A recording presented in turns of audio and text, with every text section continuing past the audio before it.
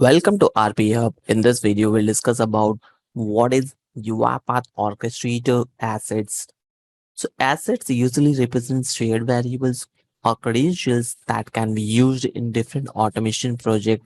They allows you to store specific information so that robots can easily access it. So if you want to know the complete detail about UiPath Orchestrator asset, don't forget to watch complete video. In this video, we'll get to know each and everything about assets, how we'll create the asset and do several other operations inside the asset.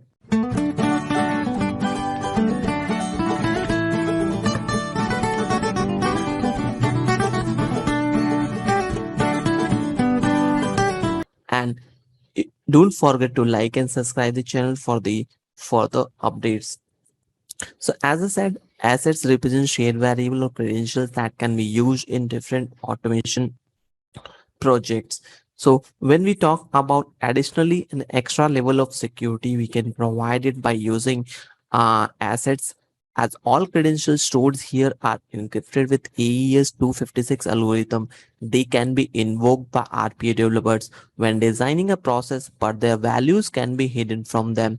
The assets pair enables you to create a new assets. It also displays all previously created assets which can be edited or deleted. So let's say if I'm creating an assets or want to see the assets, simply I will click on the assets, and here you'll find out whatever assets available which is previously created in contain. For creation of assets, I'll simply click on the add asset and create a new asset. Here you'll find it out link from the other folders. If you already have any assets created, you can use it.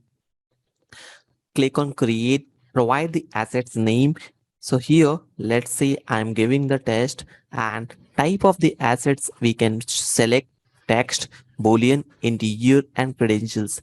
Text stores only strings. It is not required to add quotation mark. Boolean supports true or false value. Integer stores only whole numbers, and credentials contain usernames and password that the robots require to execute particular process, such as login details for SAP and Salesforce. Asset values. The value assigned to an assets can have either or both the following value types. So let's say I'm selecting the text here, description. You can add the complete description here. Global value, it means all users receives the asset value unless a specific value is assigned on a per user basis. All users receives this asset value. All users receive the global value except for any specific name who receives a particular value only defined for their use. Value for user machine, we can also provide it. Let's say if we are adding any text information like test data and create add robot asset value, we can add our robot asset value like the user, machines detail and text. Once we are done, uh, after adding all this, we can simply go ahead and create an assets on selecting this.